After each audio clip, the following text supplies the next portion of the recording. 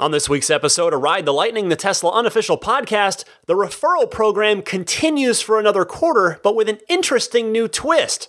Plus, Tesla's autonomous driving progress is being questioned after a new California DMV report. Europeans may get a chance to see the Model 3 pretty soon, and more.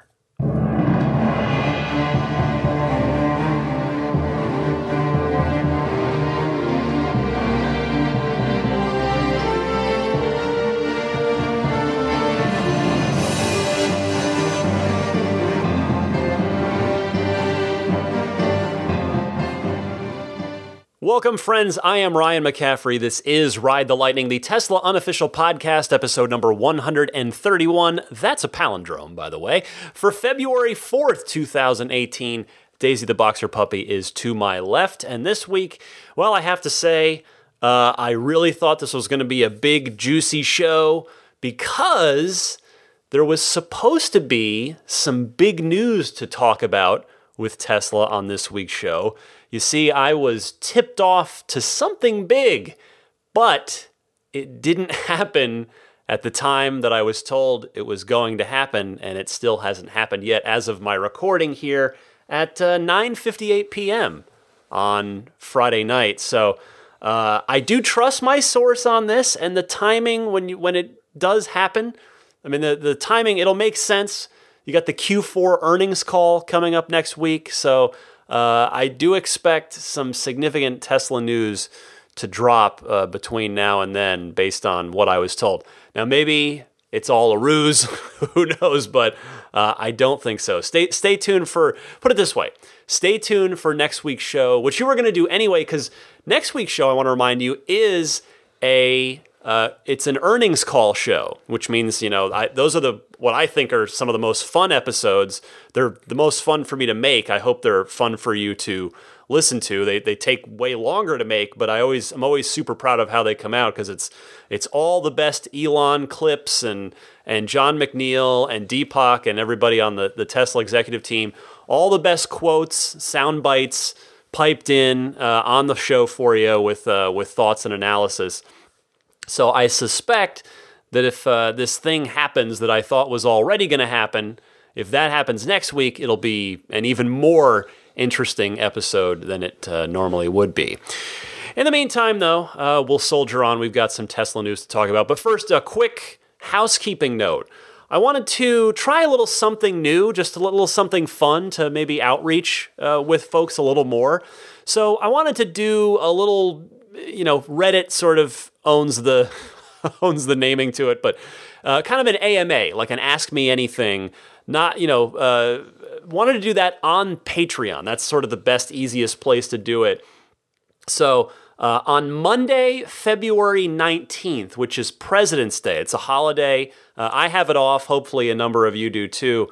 And even if not, maybe you want to check in on it from work. I mean, it's going to be on Patreon, just as it'll be a post on there.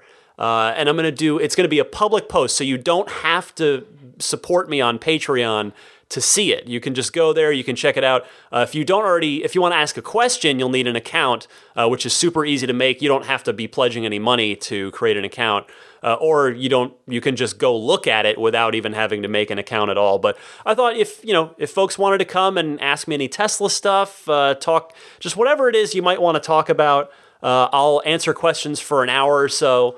So I wanted to do that again on Monday, February 19th at 9 a.m. Pacific time. That's noon Eastern.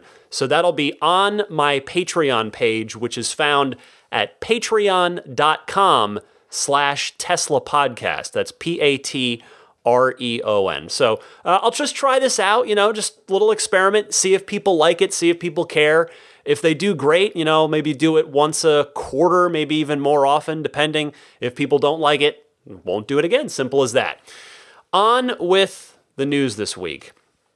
First of all, the referral program, I had speculated, maybe, in fact, a while ago, I thought that the referral program might, in fact, come to an end at the end of January because the Model 3 ramp was expected to have been more intense by now, more up to speed.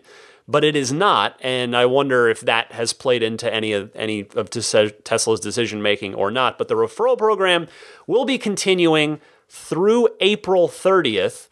The changes to it this time are as follows. First of all, instead of just the free unlimited lifetime supercharging, you will also get, if you use my cousin Pat's code to buy an S or an X, you will also get a $500 credit that you can use towards Tesla service or towards Tesla accessories. So, for instance, $500 happens to be the price of the high-power wall connector, as an example. Or if you want to get winter tires or all-weather floor mats, whatever it is you want to get.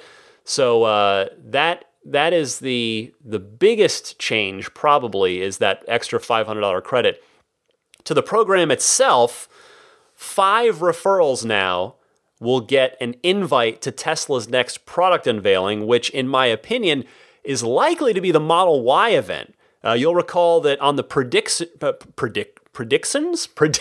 show that I did at the very end of the year in 2017, I predicted that the Model Y unveiling might take place in Q4 of this year. So we'll see about that. Also, the other change to the program, one randomly drawn winner each week, I guess for the referrals that go in per week, that randomly drawn person will win the opportunity to drive the Tesla Semi prototype around the test track. And get this, Tesla is even gamifying that. They say, quote, "There will be additional prizes and trophies for the best track times." It's like a video game. Each friend who's also, they mentioned, each friend who signs up for the Tesla newsletter through your referral link gets each of you an entry. Owners can track their entries and the leaderboard in the Tesla app.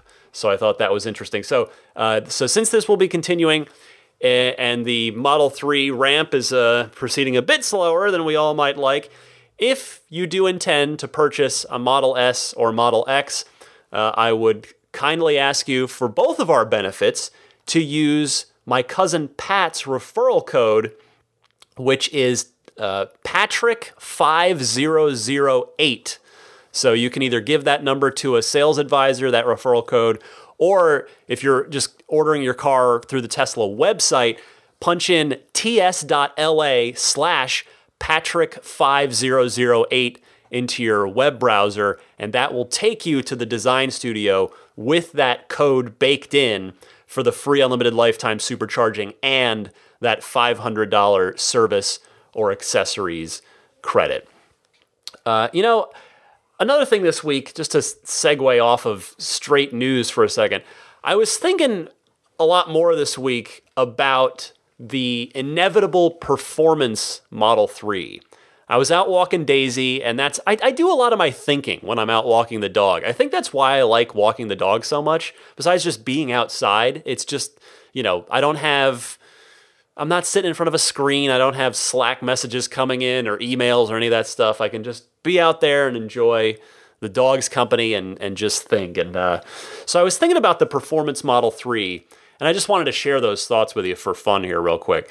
So you'll recall that I have previously and fairly consistently believed that the Model 3 would fall, the Performance Model 3 would have a 0 to 60 time that falls in the mid threes. I think I've said 3.3 to 3.7, somewhere in there. But I'll tell you, after thinking about it a bit more, I'm actually a bit more bullish on it. I think it's going to be a little bit quicker than that even, and here's why. I'm going to give you 2 reasons. Number 1, time doesn't stand still.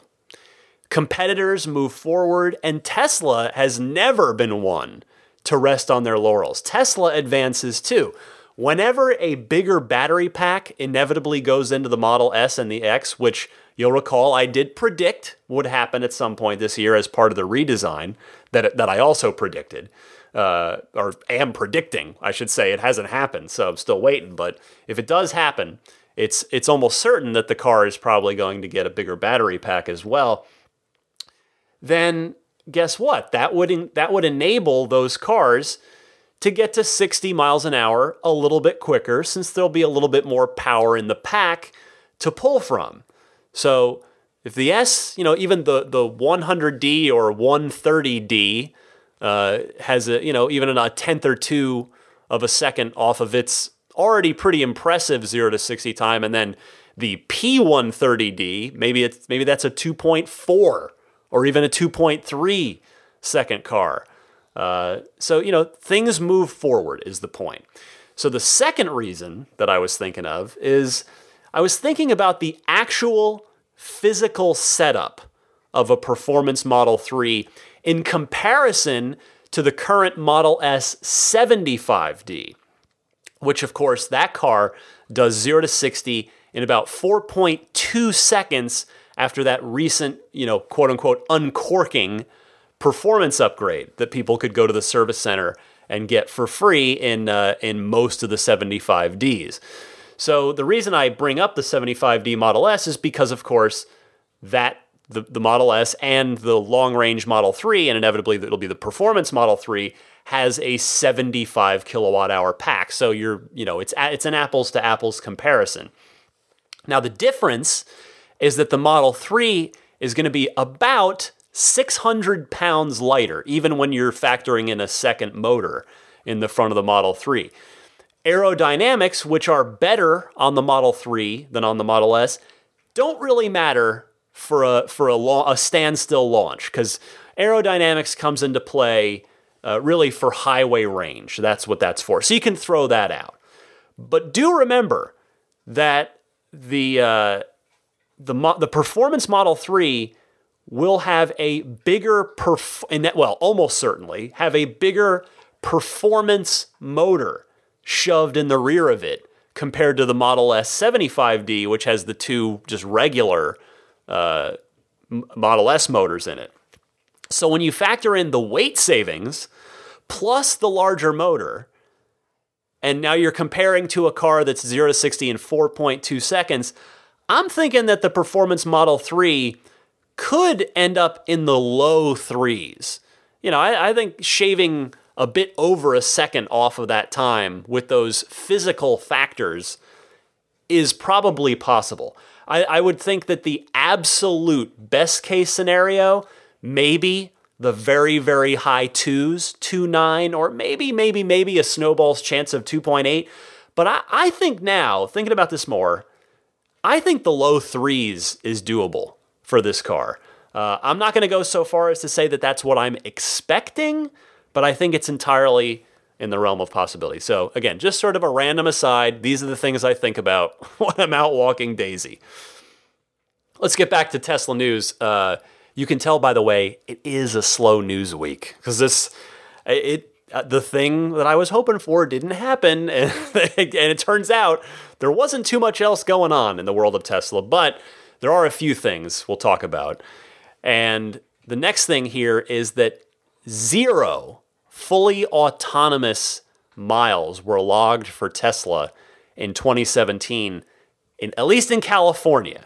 So Tesla, as required by California law, submitted its autonomous testing data to the California Department of Motor Vehicles.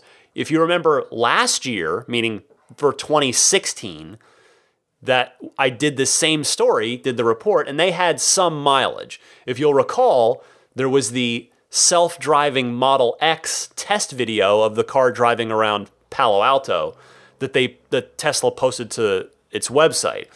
So for this year, though, no miles, in California at least. Here is Tesla's statement in that report. They say, quote, Tesla conducts testing to develop autonomous vehicles via simulation in laboratories, on test tracks, and on public roads in various locations around the world. Additionally, because Tesla is the only participant in the program that has a fleet of hundreds of thousands of customer-owned vehicles that test autonomous technology in,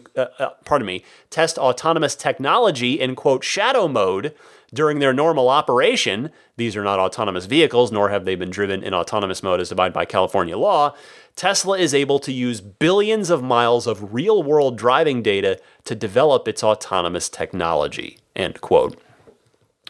So to me, what that statement says is they're either trying to keep it quiet in that they're keeping their tests to private roads and maybe doing stuff in other U.S. states, so that because they didn't want to tip their hand, or it's possible they didn't do any actual level 4 self-driving tests in California. Now, given their explanation about the shadow mode on the current fleet, which is true, of course, that is accurate, and the fact that I kind of doubt they would just move everything outside of their home state of California just to maintain secrecy. It's possible. I don't put it past them, but it seems a bit unlikely.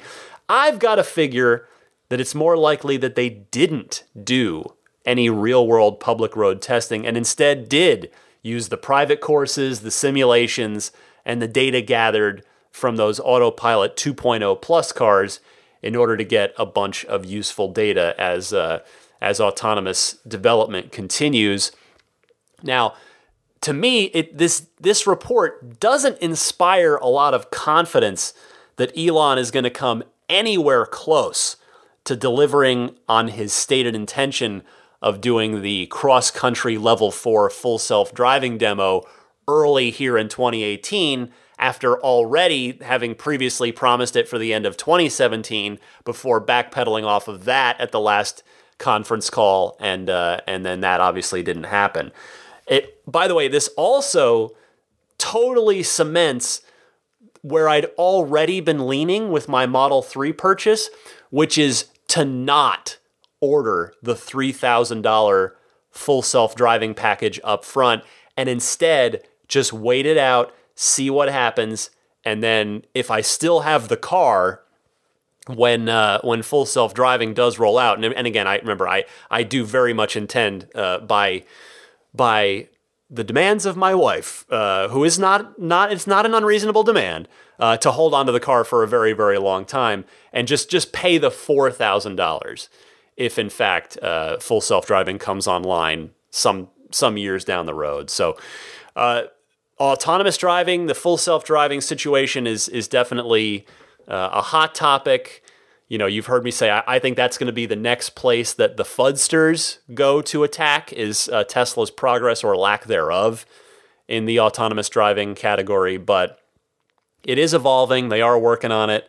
Hopefully, we're going to start to see some level 3 features pretty soon. That would be nice to see. So Elon did tweet just before I recorded this podcast saying that an update to Autopilot was in final validation, sort of final testing, and would be rolling out to the fleet fairly soon. And then he followed up that tweet by sort of tempering expectations in a way, whether on purpose or not, by saying, well, a more feature-rich version is a bit further out in the software queue, basically, that they are working on it, but it's not that a more feature-rich was the term he used. Update is a little bit down the road. So we'll see what happens. Keeping an eye on it all the time, of course. The Tesla, no doubt, wants to show some serious progress, not only this year, but just with the Model 3s rolling out. I mean, the Autopilot is the thing that could, above everything else that a Tesla does, and the way it's, and of course, in my opinion, and thus in the opinion of many of you, who, because you're listening to a Tesla enthusiast podcast, in a way that Teslas are already more inherently desirable, but Autopilot and self-driving really is the potential just X factor that could really sway a lot of people to ditch their internal combustion engine vehicles and purchase a Tesla instead. All right. For those of you in Europe, and I do know I've got a good number of European listeners, you've got a possible chance to see a Model 3 up close because, of course, you folks are not due to get your Model 3s until at the very, very least late this year, and perhaps that's going to slip into 2019 depending on how things go. But you'll remember Yu, the gentleman who just fairly recently had done a cross-country Model 3 road trip. He got an early Model 3 He went across the U.S. and Canada and back in the dead of winter in all kinds of snowy conditions, and really put the car to work. And he was giving test drives to people. He was doing meetups, answering questions at superchargers. He got out there and he was doing definitely some free PR and free publicity for Tesla with this. And, because seemingly he wanted to do it. It was fun for him. Well, he has decided to take his talents to Europe. He's doing a sequel, this time in Europe. He says apparently he goes to school in the UK, so he has decided that he is going to ship his Model 3, take it with him, and do a European tour over there. Now, he's intending to make stops in the UK, France, Spain, the Netherlands, Germany, Denmark, and Norway. Now, Tesla has in fact discouraged him from doing this, basically because the car's charging infrastructure is not properly equipped for Europe. The European cars will be built to a European charging spec, just as Model S's and Model X's are now depending where you buy them, USA or Europe. So UU will not be able to supercharge, but he's going to do it anyway, he says. So if you are a European listener of mine and you would like a chance to check out a Model 3 in the flesh, which, by the way, we're going to hear from some folks down later in the show in the Ride the Lightning hotline who got to see the Model 3 in the flesh for the first time in the showroom. As I've been talking about how more and more of the Tesla showrooms have been getting display cars for people to look at and sit in and play with. Check out UU's Model 3 Road Trip Facebook page if you are interested in learning about his plans for touring Europe.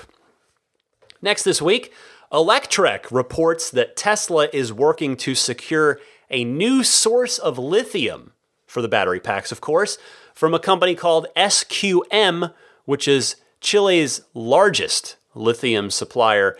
Elon was there. He was spotted in Chile a few weeks ago, and this is almost certainly why. So we have a statement from Eduardo Bitran.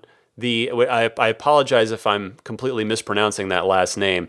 He's the executive vice president of the Chilean development agency Corfo. He told the Financial Times that Tesla is in talks with SQM, and as Electrek reports, it could even have plans to build, quote, a processing plant in Chile to produce the high-quality lithium it needs for its batteries. The Bitran added, with an increasing supply of lithium, Chile is key for any company that wants to become global in electromobility. Being close to Chile or having a strategic alliance in Chile becomes a strategic factor for a company like Tesla, end quote.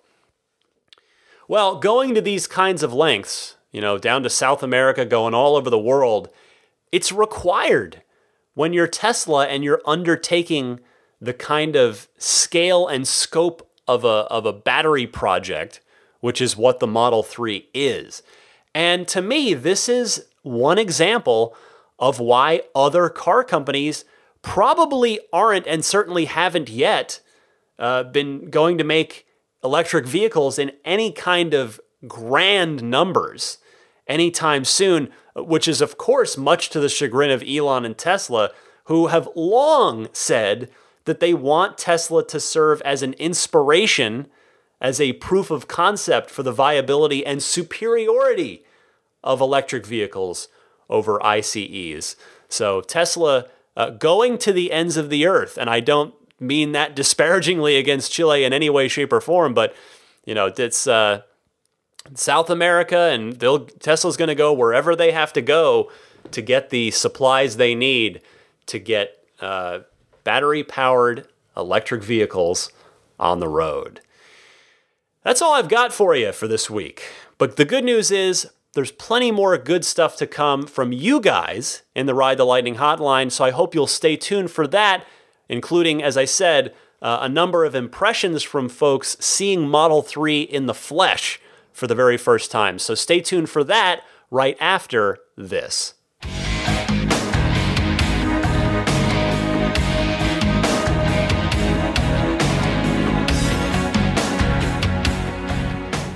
Welcome to the Ride the Lightning Hotline. It's your time to shine here. I always like getting your questions, comments, discussion topics. You can send those to me in a couple of different ways. You can record your question on your smartphone's built-in voice recorder and then just email the file to me at the email address, which is teslapodcast@gmail.com. Alternatively, you can call in anytime you like on the Ride the Lightning Hotline. You just call in, leave a message, and that's it. You're done. The toll-free number is 1-888-989-8752. That's 1-888-989-TSLA. And of course, if you know someone special with an upcoming birthday, anniversary, graduation, or some other special occasion, you can give them a unique gift of recorded voices from friends and family telling them why they're special. The recordings can be podcasted or put onto a keepsake. Visit lifeonrecord.com if you'd like to learn more. Let's kick it off this week with Michael from Yorba Linda calling in about a recent autopilot-related mishap that you may have heard about. Michael, you're on the air. Hey there, Ryan. This is Michael from Yorba Linda. Just driving home, and I thought I'd drop you a note. I was wondering if you saw, or I assume you saw, the Model S that hit the back of a fire truck on Monday, supposedly while it was in autopilot. Looking at the picture of it, I see the fire truck was sitting at parked at a bit of an angle, so I wonder if the radar on the autopilot could even see it, or if it was bouncing into some different directions. I wonder if anyone would know how the radar would be able to see it if it was at an angle like that, sort of a stealth fire truck. And obviously the cameras didn't seem to identify or what to do with it, so just interesting that it happened. What's even a little more strange to me is the fact that I guess the fire department said it was traveling at 65 miles an hour, which seems really bizarre because if you're on the 405 freeway in Southern California and there's an accident on the side of the road with a fire truck with its lights on, I can't imagine with all the looky-loos anything could be doing 65 miles an hour. But just wanted to see what you think. Thanks very much for what you do. Bye. Thanks for calling in, Michael. I skipped this story last week because there just isn't much to it yet.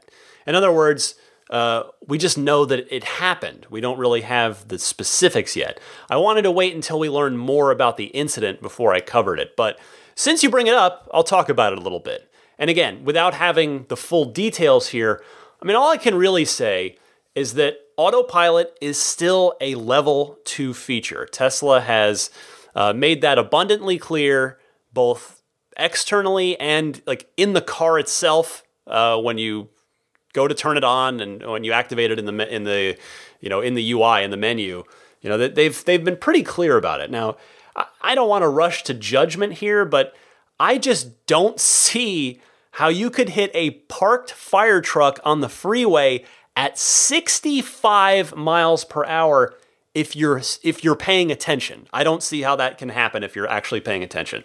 I mean, I suppose maybe the driver was expecting that the car would indeed see the fire truck and would brake accordingly. But even that wouldn't be a great explanation, in my humble opinion, because you'd still need to go around it. It's an emergency vehicle. I mean, if this driver was paying attention, he would have needed to change lanes to avoid it, which autopilot is capable of doing with your input, but even so, again, you have to be paying attention. But in that situation, still, if you see an emergency services vehicle, you have to assume control.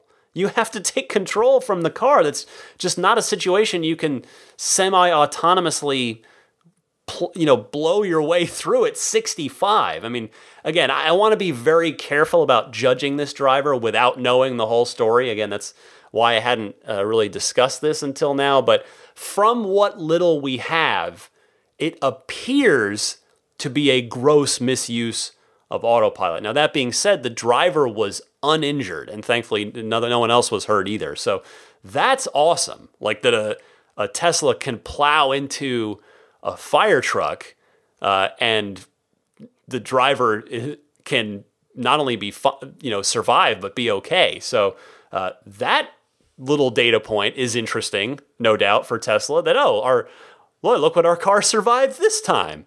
But I'm going to be interested to see what more information becomes public about this scenario.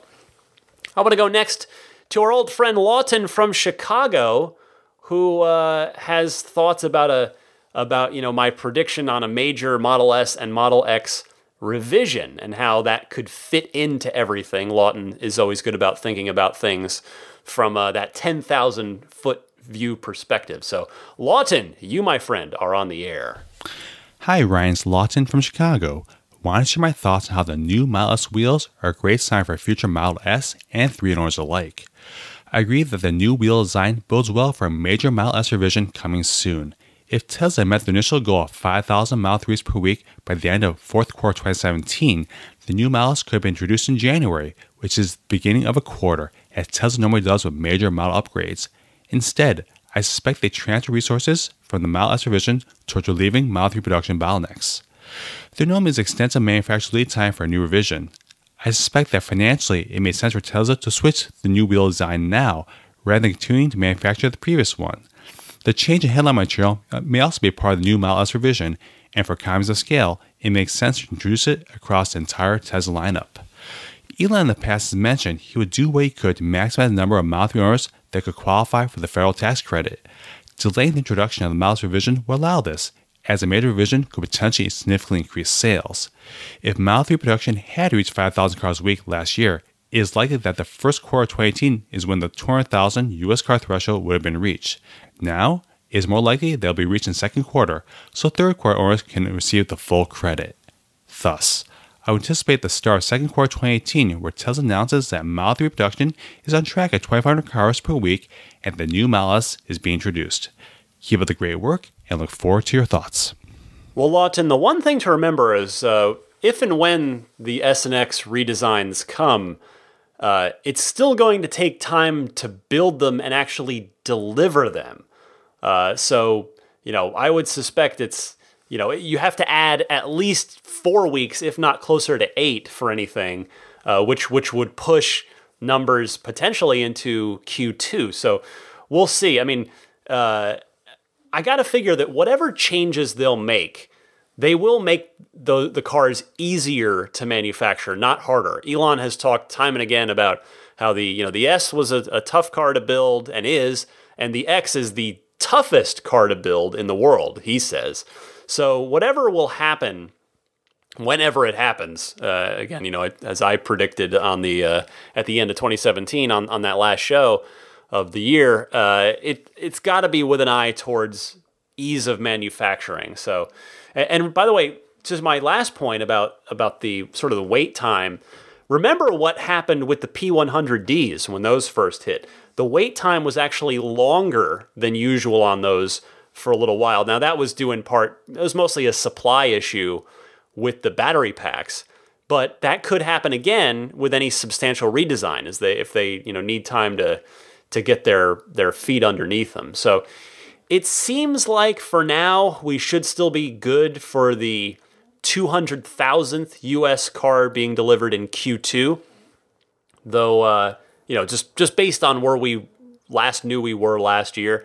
Fingers crossed, though, that Elon sticks to his word, as you mentioned, and sets things up so that as many people can get access to the full tax credit as possible. Appreciate your calls, as always, Lawton. Let's go now to Philip from Quebec City. He's up in Canada, and what better person than a Canadian to respond to, who has to live with the cold weather just about every winter, not just about, for every winter, to respond to Mike from Charlottesville about the freezing wiper lines. So, Philip, let's get a little education from you, sir. Hey Ryan, Philip from freezing Quebec City, Canada, calling in response to Mike from Charlottesville about the windshield washer fluid freezing. First of all, when this happened on pretty much any car, it's kind of a done deal.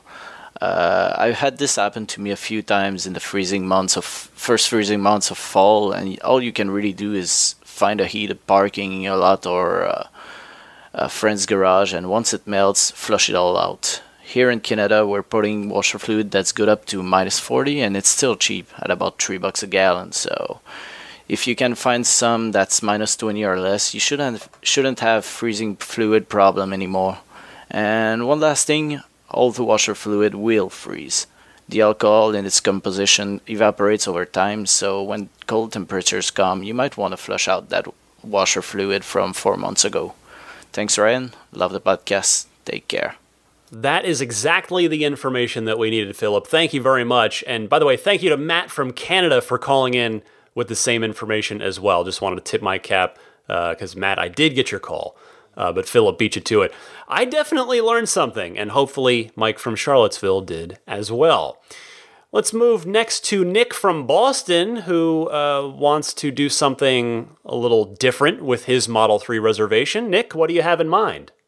Hey Ryan, this is Nick from Boston. We wanted to call and ask you about other options when we finally get the email to configure our Model 3.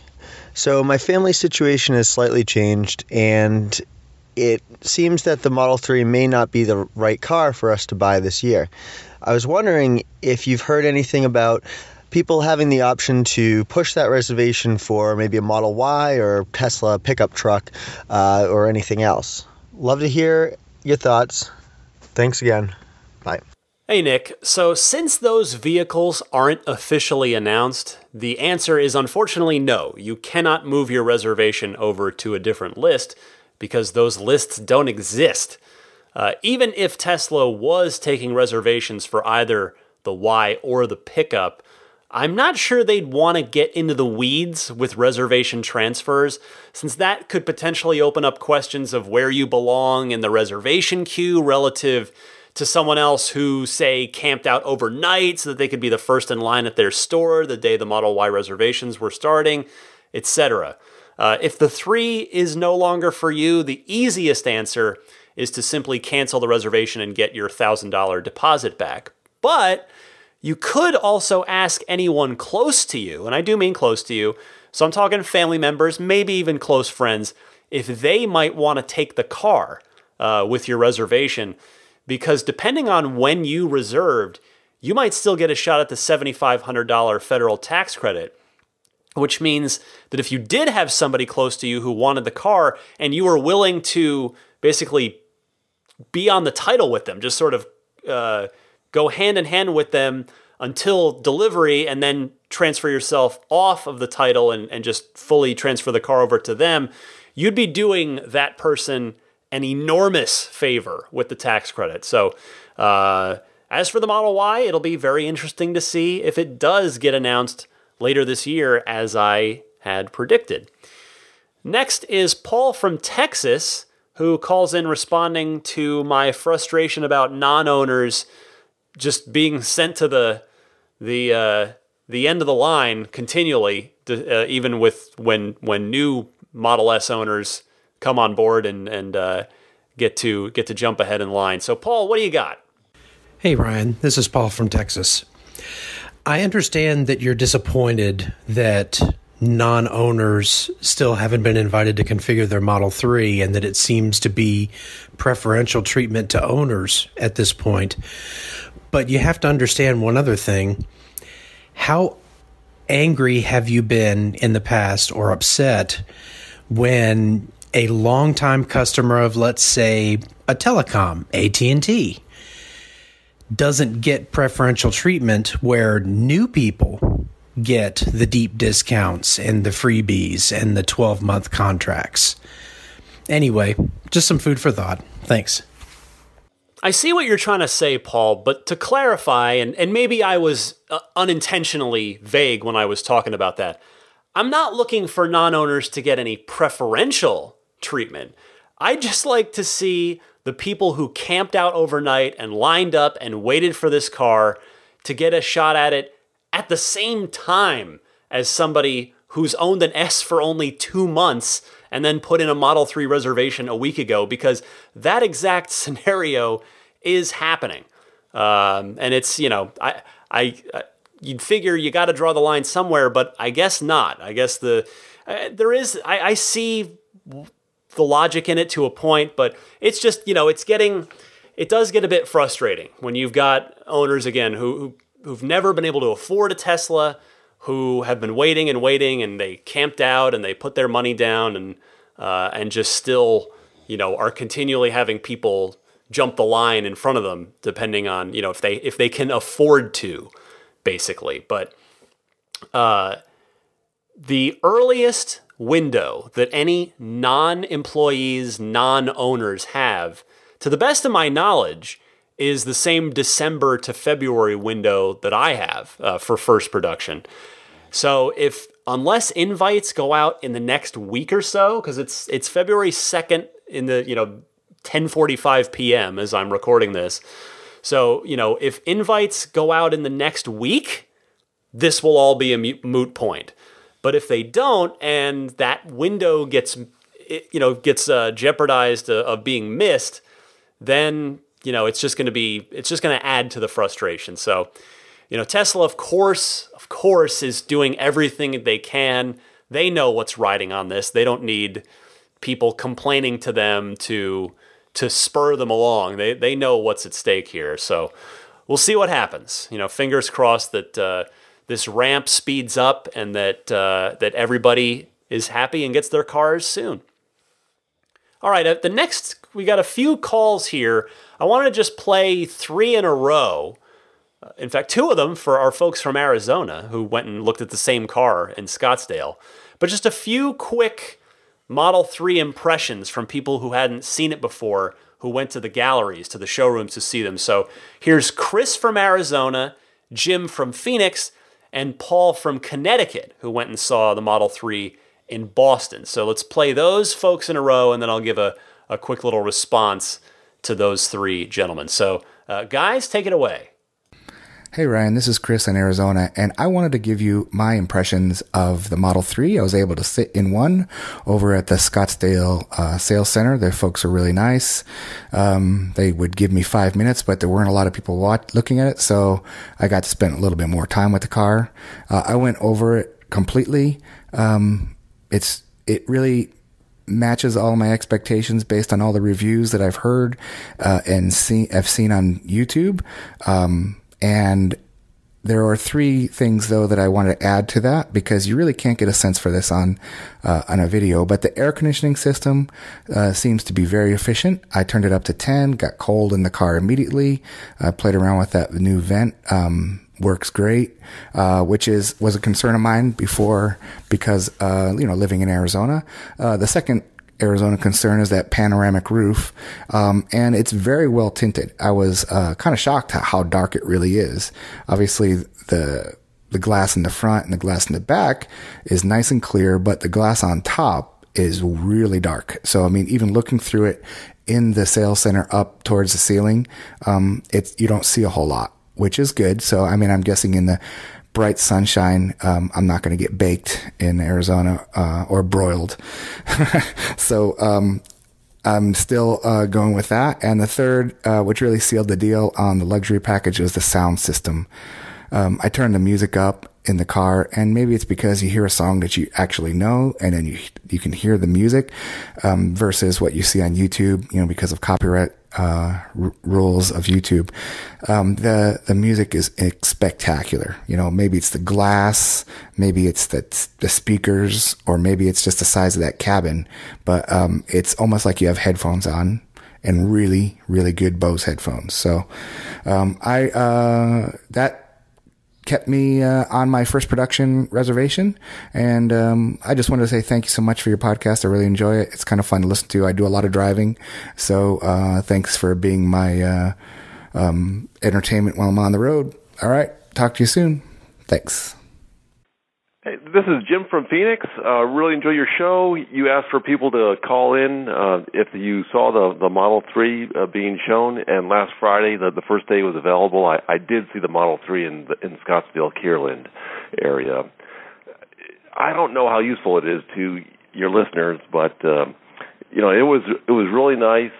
I had about 30 seconds looking at the back, and then about a minute and a half in the driver's seat, and then about 30 to 45 seconds, looking at the front.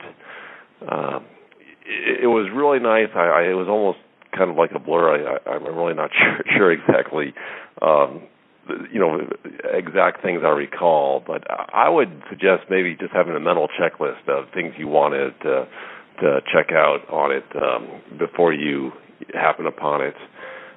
There was a fairly long line. It was about a half hour to get into the store, and then about another half hour once I was in the store.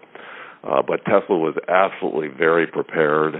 They were offering coffee and water, and it was they had all sorts of people taking your names, and they had velvet ropes, and they were definitely prepared. It was quite in contrast to the March 6th, March 31st, when I waited in line to initially get the Model 3 reservation.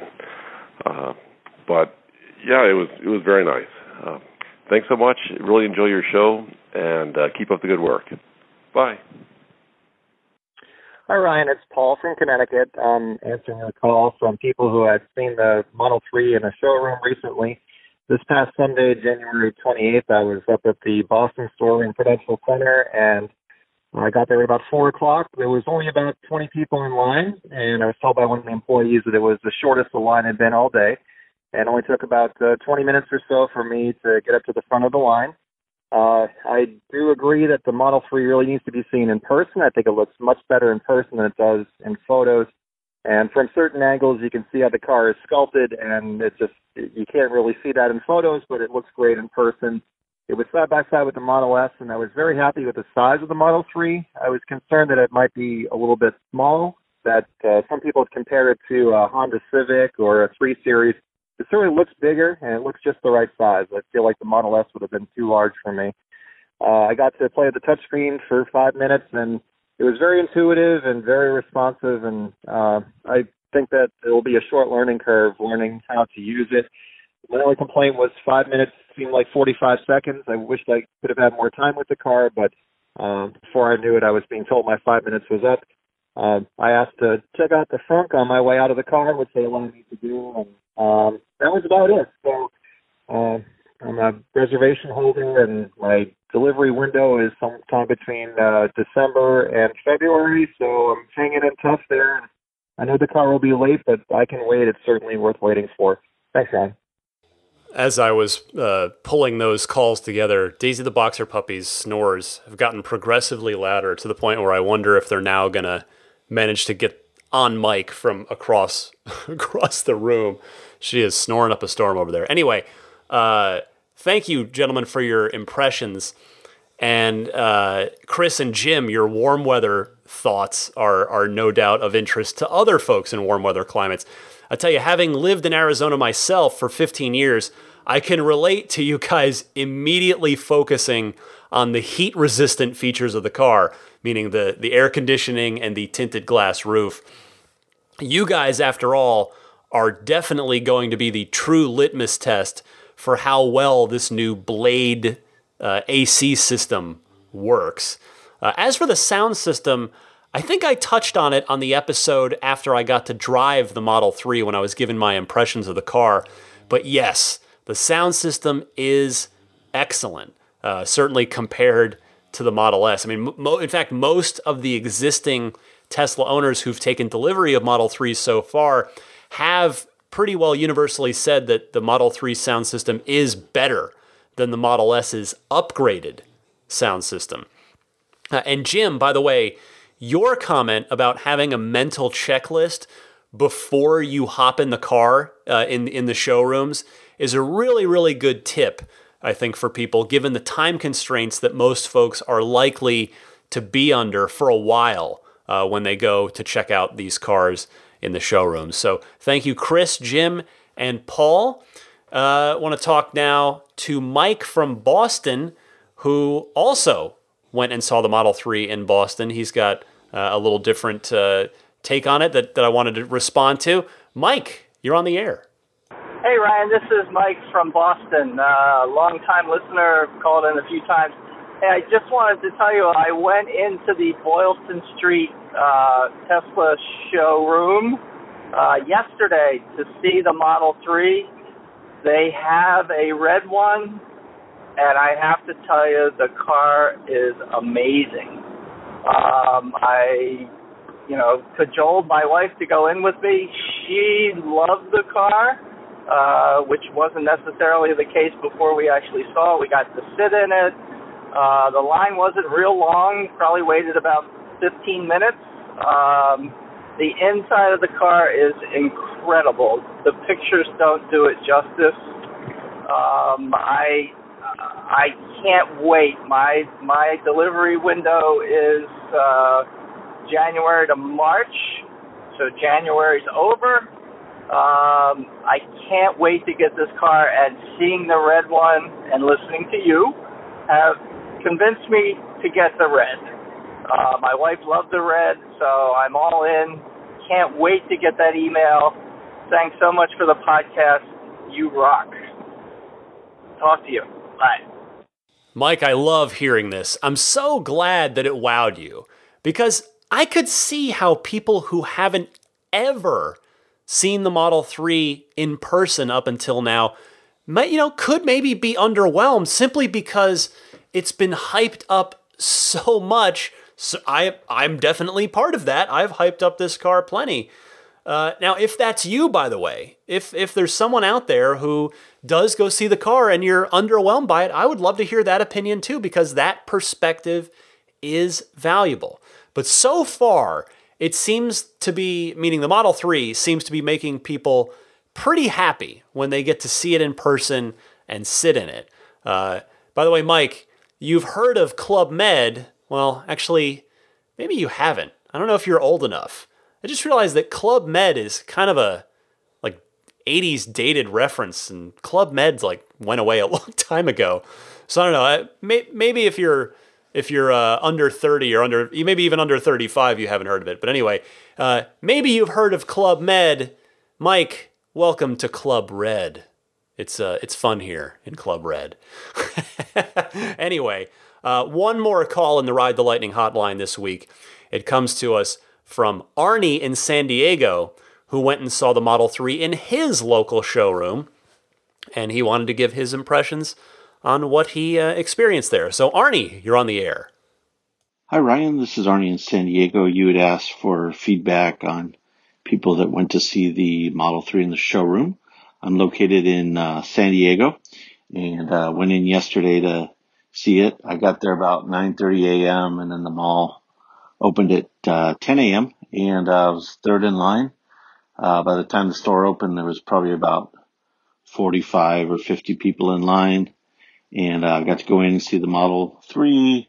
Only got a few minutes with it, but very impressed. So impressed I decided to bring my wife and kids back in the afternoon and wait in line again to see it. Second time was about 45 minutes in line to see it, and love the car. Looking forward to getting it, and I'm supposed to get it mid-year. Thanks for your show. Love it. Take care. One other question that I have for you, Ryan, is about the California rebate. Does the California rebate go in lockstep with the federal rebate? So, for example, if you get the full federal rebate when your car is delivered, I'm assuming you get the full state rebate, but when the federal rebate gets cut in half, does the state rebate get cut in half? Just curious if you know how that works.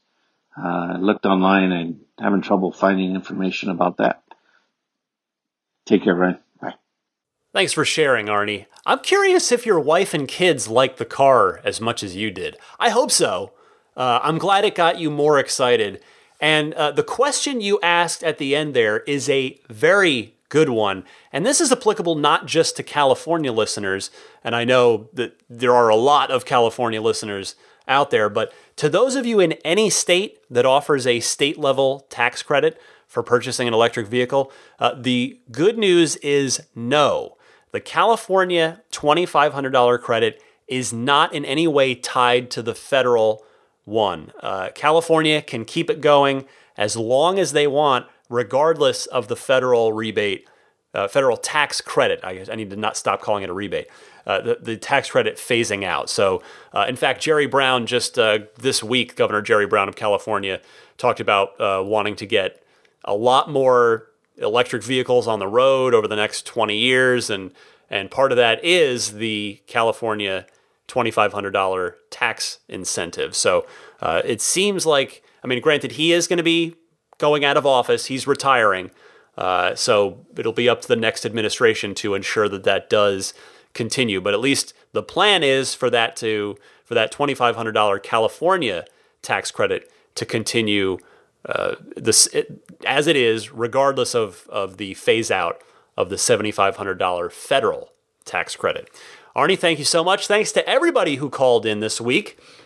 I remind you that, again, you can call in anytime, day or night. You can either record something on your smartphone's built-in voice recorder and just email it to me, teslapodcast@gmail.com, or call in anytime using the toll-free Ride the Lightning hotline. That number is 1-888-989-8752. And for those of you who do support me on Patreon at the $10 or higher level, the plan is I intend to have February's Patreon exclusive bonus episode of Ride the Lightning posted for you at some point this weekend. And given depending when so hopefully by Monday the 5th, sometime over this weekend, it is posted. That is my plan. It is. I just need to record it. It's all sketched out and ready to go. So look for that if you follow me, if you support me on Patreon.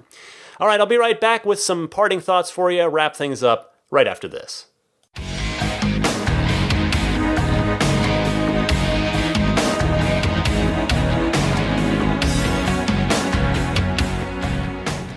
If you do enjoy this podcast week in and week out, you find that it informs you, it entertains you, you enjoy it, your support on Patreon would be sincerely appreciated. You can take a look at the Patreon page at patreon.com/Tesla Podcast and see if anything there appeals to you as far as wanting to contribute. There are some rewards, some sort of little perks that you can get for that. Again, it's all totally optional. The show continues to come at you every Sunday morning at 9 a.m. Eastern Time, regardless. But if you'd like to support me and maybe get a few extra little perks in the process, you can check that out on Patreon. In fact, I want to thank the Patreon producers. These are the kind folks who earn that title by supporting me at the $20 level or higher. They are the wonderful Jeff Bartram, Paul Hussey, DJ Harbaugh, Pete White, Wolfgang Obergen, George Cassiopo, David Brander, Jonathan Wales, Alexi Heft, Lisa Kaz, Michael O'Prey, Logan Willis, Matthew Parra, Michael Lester, Robert Miracle, John Lasher, Jason Chalukas, Emotion Rentals, Richard Ouellette, Sean Fournier, Tim Hyde, Marcus Mayenshine, Lee Sweet, Lars Hoffman, Orion Coates, Peter Chalet, Harold Plug, Kenneth Martin, Michael Callahan, and Rome Strack. Thank you all so much. Your support does mean a lot to me. And again, as I mentioned at the top of the show, I'm going to try out that little AMA thing. I'll make a post, a public post that everybody can see. You don't have to have a Patreon account.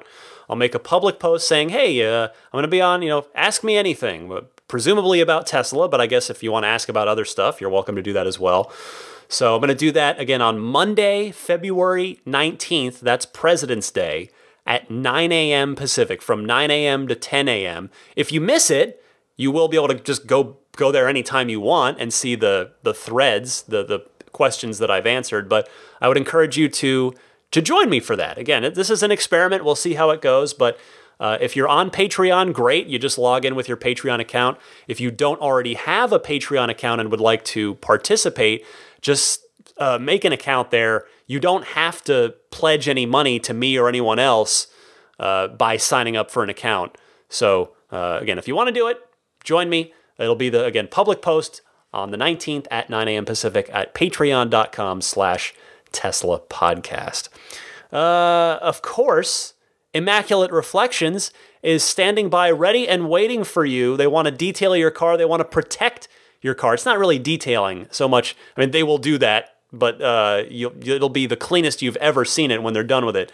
But they want to help you protect your new Tesla, be it with a new car delivery prep, with a paint correction, a paint protection film, a ceramic coating, any of the above, all the above, whatever you want to do, just talk to them. They're experts over there. They can fit your budget, figure out what your sort of needs and wants are for the level of protection. So Immaculate Reflections, they are not too far from the Tesla factory in Northern California. Check them out at irdetailing.com. You can also look them up on Yelp and Instagram at immaculate_reflections. So yelp.com/immaculate_reflections or instagram.com/immaculate_reflections. What else? Follow me on Twitter at DMC_Ryan. You can email me, teslapodcast@gmail.com. Abstract Ocean, the puddle lights, huge deal there, but they've got lots of other stuff and more goodies on the way. They keep in touch with me and let me know what's next, what's in the pipeline. But there's more fun stuff. And I remind you, 20% off of your first order by listening to this podcast using this promo code here that's just for us here on the podcast. So abstractocean.com, pile your cart up with whatever Tesla accessories you want, whether it's lighting kits for your Tesla, whether it's screen protector film for your 17-inch or, in Model 3's case, 15-inch touchscreen. Get all that stuff in your shopping cart and then use the coupon code RTLPodcast at checkout and get 20% off of your first order. And I think that about wraps it up. The podcast is on Spotify now, which I've mentioned the last couple weeks. Thanks to the Spotify folks for helping get that set up for me. But subscribe if you don't already, whether it's on Spotify. But the most popular, Spotify is definitely one of the most popular places. I don't know if it's one of the most popular places for podcasts specifically, but it's there. If you're a Spotify user and you want to listen to the show there, please do it. But subscribe to the podcast wherever you listen to it, whether it is on Spotify or iTunes or Google Play or Stitcher or TuneIn, which of course you get, in your Tesla, you can get this podcast as well. Alternatively, there's the podcast hosting site, which is teslapodcast.libsyn.com, Libsyn. And from that site, you can pick up individual MP3 downloads, listen to individual episodes, or subscribe to the RSS feed there as well, if you're interested in that. She has actually voluntarily gone into her crate. Oh, you're in your crate. I'm impressed. For Daisy the Boxer Puppy, I'm Ryan McCaffrey. This was the palindromatic episode number 131 of Ride the Lightning, the weekly Tesla unofficial podcast.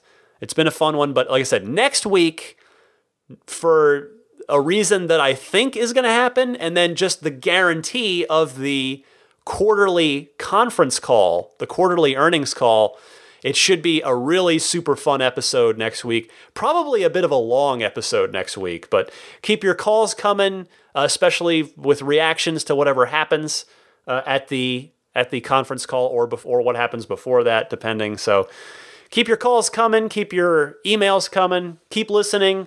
I appreciate all of you for giving me your time each and every week to update you on the world of Tesla, to inform you, and maybe even entertain you a little bit. So thanks, everybody. Happy electric motoring, and I will see you next week.